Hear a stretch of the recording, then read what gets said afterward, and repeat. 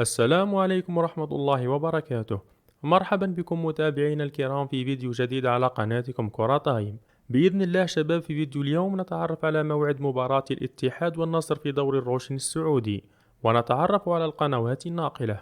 وقبل أن ندخل في التفاصيل ياريت نبدأ بالصلاة على النبي عليه الصلاة والسلام، ولا تنسوا دعمنا بلايك والاشتراك بالقناة ليصلكم كل جديد.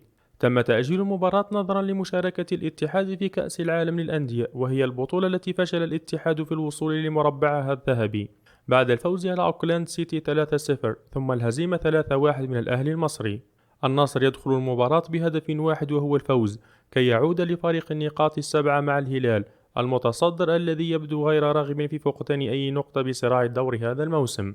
ومن المقرر أن تلعب المباراة يوم الثلاثاء 26 ديسمبر 2023 على ملعب الأمير عبد الله الفيصل بجدة في تمام الساعة 7 مساء بتوقيت تونس والجزائر والمغرب، و8 مساء بتوقيت مصر وليبيا والسودان وفلسطين، و9 مساء بتوقيت السعودية والعراق وسوريا واليمن والكويت والأردن، و10 مساء بتوقيت عمان والإمارات وقطر.